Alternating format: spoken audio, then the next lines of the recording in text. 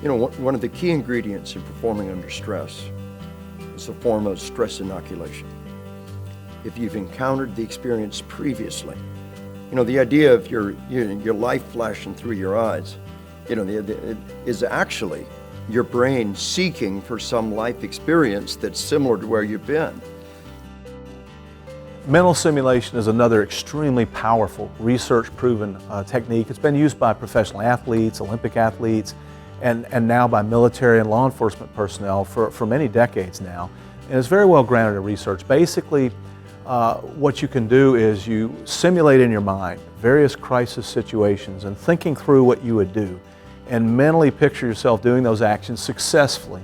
And what you're doing is you're preloading your brain with information that you can rapidly in a crisis draw upon. The brain's an amazing survival mechanism, as Lieutenant Colonel Dave Grossman tells us. Decisions and actions performed under stress will be much more powerfully carved into our neurons.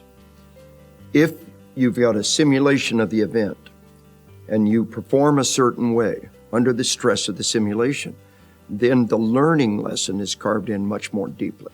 So it's important when we mentally simulate that we simulate the right way. We simulate the proper steps for a particular situation. We simulate succeeding. That's why it's so essential that we, in training, do what we ought to do and do it the right way, because that's what comes back. Soldiers in combat, police officers in simulators, not only do they become stress inoculated, but they also have a response immediately in place, having faced a similar situation in training that they can lean back on. You do not rise to the occasion, you sink to the level of your training. And we don't lie around worrying about scenarios. This is not dwelling on the negative. It's focusing on running through a simulation of what you would do in different settings for different types of situations and practicing winning, practicing doing the right thing so that your brain will take over. When we talk about mental simulation, a lot of people might ask, well, how can I do that myself? I'm not a police officer or firefighter. How could I do this type of exercise myself? Well, I'll use the example again of schools. A lot of times we go into a school environment and we find that maybe staff members aren't really too concerned about safety. They're worried about Sandy Hook, but they're not thinking about the average safety incident.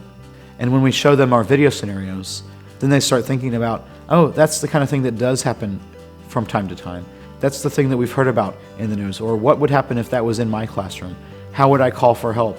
If I'm outside, would I have a radio or a cell phone? And so that's one of the ways that we get people to start thinking about that, get those wheels rolling in their brain about this type of exercise. So the average person can do this by watching some of the scenarios we have available as a resource and thinking, you know, if I was in that situation, how would I respond? So if you've previously experienced it in a training event, the more realistic the better, then when the real thing happens, you won't panic. You'll be stress inoculated. You're better able to perform. Stress affects in people in many different ways, and you never know until you get into a situation. So a lot of people go into combat, they don't know how they're going to react. You never know. So we mitigate a lot of it with repetition and training, and everything's muscle memory. So we train under stress. We stress our bodies before we shoot our weapons. We stress our bodies before we do any event, really. So when we actually do encounter, you know, actual combat stress, we've simulated those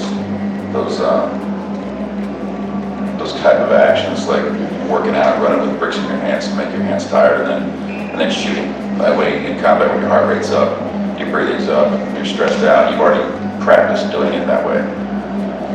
We do fire drills from our youngest days, but we need to prepare for violence in the same way. We have fire sprinklers, fire exits, fire alarms, fire trucks, fire drills, fire hydrants, but what have we done to prepare for violence? And do we live in fear of fire because we have fire sprinklers and fire exits and fire alarms, fire drills? No, because we prepare for fire through simulations and drills. And when the real thing comes, we don't have to fear. Our enemy is not fear, our enemy is denial. And denial spins you down the path of panic and post-traumatic stress disorder, all the negative response that can come with it. It's a very powerful tool to give you control back over your life, to build that confidence and prepare yourself better to make good decisions in an emergency.